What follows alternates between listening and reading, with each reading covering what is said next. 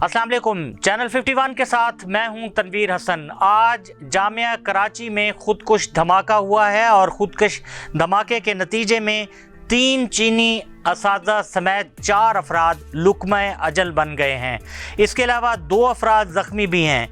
इब्तदाई तहकीकात के मुताबिक 3 से 4 किलोग्राम बारूदी मवाद इस धमाके में इस्तेमाल किया गया है और ये भी कहा जा रहा है कि इस खुदकुश धमाके की ज़िम्मेदारी एक कालादम तंजीम ने कबूल कर ली है। कानून नाफिज करने वाले इदारों ने जाए वक़ुआ से बाल बेरिंग भी अपने कब्ज़े में ले लिए हैं और तहकीकात का आगाज़ कर दिया गया है। जबकि वज़ीर-ए-आज़म पाकिस्तान शहबाज शरीफ आज यहाँ पर चीनी कौंसल खाने में गए और उन्होंने चीनी नाज़िल अमूर से मुलाकात की और चीनी बाशिंदों की इस अलमनाक हादसे में वफ़ात पर इज़हार ताज़ियत भी किया। और शहबाज शरीफ ये भी कहते हैं कि जब तक मुल्ज़मान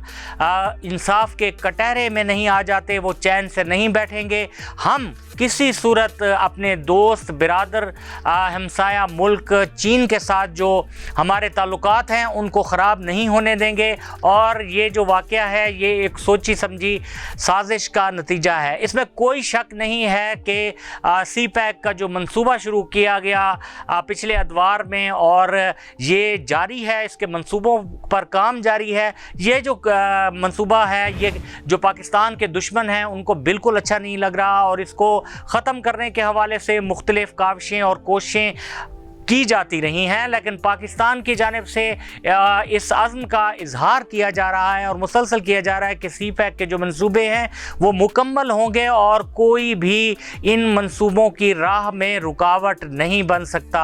यही वजह है कि मुख्तलिफ़ जो तंजीमें हैं जो कि हमारे मुल्क के जो दुश्मन हैं उनकी आलाकार हैं और उनसे बाकायदा फंडिंग लेती हैं, वो इस तरह के काम करके इस तरह के मज़मूम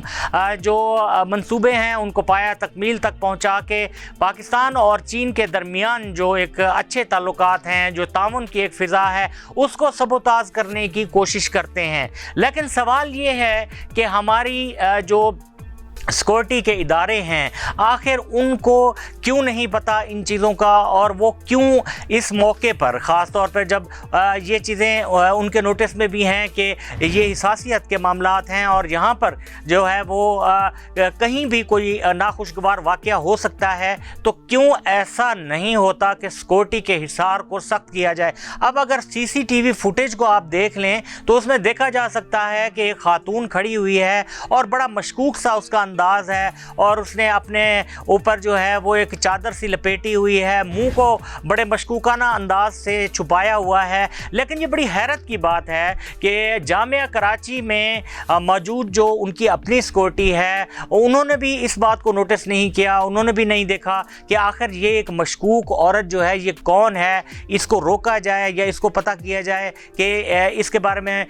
मालूमात हासिल की जाएँ। लेकिन ऐसा नहीं किया गया और उसका नतीजा हमारे सामने है कि ये एक अफसोसनाक वाक़या हुआ है और इस वाक़ये पर पूरी कौम आज अफसुर्दा है और उसे अफसोस है। और दूसरी सबसे अहम बात यह है कि अफसोस तो ज़ाहिर है लेकिन ये है कि ये ख़तरे की एक घंटी भी है। हम देखते हैं कि पाकिस्तान की जो मुसल्लह अफवाज हैं उनके जो जवान हैं उन्होंने अपनी जानों की कुर्बानियाँ देकर बंद बांधा है दहशतगर्दी के सामने और उन्होंने दहशतगर्दी की जो कमर है वो तोड़ी है। और ये मुल्क जो है यहाँ पर जो आए रोज़ इस तरह की मज़मूम कार्रवाइयाँ होती थी वो नहीं हो रही, लेकिन अब जो है ये वाक़या जो कराची में हुआ है इसका मतलब ये है कि जो दहशतगर्द हैं वो एक दफ़ा फिर ये कोशिश कर रहे हैं कि पाकिस्तान के जो मफादात हैं उन पर ज़रब लगाई जाए और पाकिस्तान को तनहा किया जाए, दोस्त ममालिक में उसकी जो एक साख है वो मुतासिर की जाए। लेकिन अगर हमारे जो सिक्योरिटी के इदारे हैं वो इस मामले को देखें, और उनको ज़रूर देखना चाहिए, और वो देख भी रहे होंगे। और हम उम्मीद भी करते हैं कि वो पहले से ज़्यादा जो सिक्योरिटी है उनके मामलात को देखेंगे और इस चीज़ का पता लगाएंगे कि कहीं भी किसी भी जगह पर, चाहे वो जामिया हो या मुल्क के किसी भी हिस्सास इदारे में जहाँ पर के लोगों का आना जाना हो, वहाँ पर कड़ी नज़र रखी जाए और इस बात की कोशिश की जाए कि कोई भी मशकूक शख्स वहाँ पर दाखिल ना हो सके। हम इस मौके पर यही उम्मीद कर सकते हैं हुकूमत पाकिस्तान से कि जिस तरह से वज़ीर-ए-आज़म शहबाज शरीफ ने ये कहा है कि वो चैन से नहीं बैठेंगे, तो हम ये तवक्को रखते हैं कि वो वाकई चैन से नहीं बैठेंगे। और ये जो मुजरिम हैं, जो ये हाथ हैं, जो इस धमाके के पीछे जो लोग हैं, और जिस तरह से कहा गया है कि कालादम तंजीम ने इसकी ज़िम्मेदारी कबूल की है, तो उसके ख़िलाफ़ जो है कार्रवाई की जाएगी, उनको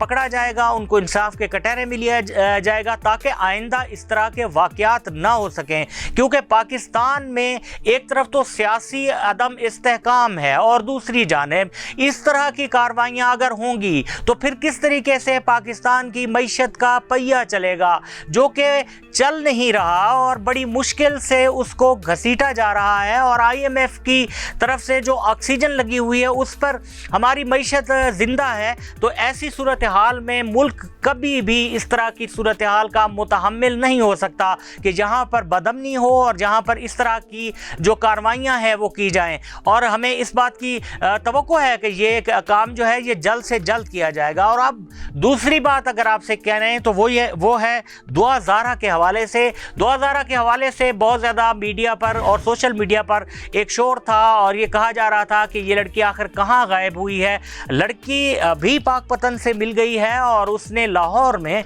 मजिस्ट्रेट के सामने अपना बयान भी रिकॉर्ड करवाया है, जिसमें उसने कहा है कि उस पर कोई दबाव नहीं था, उसने किसी खौफ के बगैर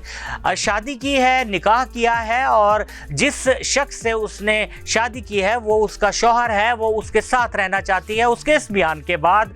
मजिस्ट्रेट जो हैं लाहौर के, उन्होंने ये दुआ ज़ारा को अपने खामद के साथ जाने की इजाज़त दे दी है। और पुलिस की जानिब से ये जो दरख्वास्त की गई थी कि दुआ ज़ारा को दारुल अमान में भेज दिया जाए, वो मुस्तरद कर दी गई है। नाज़रीन, बात यह है कि ये वाक़या कोई पहली दफ़ा नहीं हुआ। हम देखते हैं कि इस तरह के वाक़यात आए रोज़ होते रहते हैं। जो दुआ ज़ारा के वालिदैन हैं उनका ये कहना है कि दुआ की जो उम्र है वो 18 साल नहीं है, जबकि दुआ का ये कहना है कि उसके वालिदैन गलत बयानी से काम ले रहे हैं। वो 18 साल की है और बालिग है और अपने मुस्तकबिल का खुद फैसला कर सकती है। असल में बात यह है कि बहुत सारे ऐसे मामलात होते हैं कि जिनमें कवानीन से ज़्यादा हमने खुद अपना किरदार अदा करना होता है। ये बहुत ही अफसोस की बात है कि हमारे माशरे में लोग अपने बच्चों की बेहतर तालीम और तरबियत पर तवज्जो देते हैं, बल्कि ये कहा जाए कि उन्हें महंगी से महंगी तालीम दिलवाने के लिए तगो-दो करते हैं लेकिन उनके पास इतना वक्त नहीं होता कि वो अपने बच्चों के पास बैठे और उनकी अखलाकी तरबियत करें। यही वजह है कि जो बच्चे हैं वो अपनी मनमानियाँ करते हैं, वो कच्चा उनका जहन होता है, उनको पता नहीं होता और वो इस तरह के फ़ैसले कर लेते हैं कि जिससे वालिदैन की भी बदनामी होती है और जिससे कि हमारे इदारों पर भी बोझ आता है। कि जिस तरह हुआ कि आखिर दुआ ज़ाहरा कहाँ गई और इसको किसने अगवा किया, और आखिर इस ड्रामे का जो है वो ड्राप सीन हुआ और पाकपतन से इसको बरामद कर लिया गया। लेकिन असल बात यह है कि हम अपनी ज़िम्मेदारियाँ कब अदा करेंगे,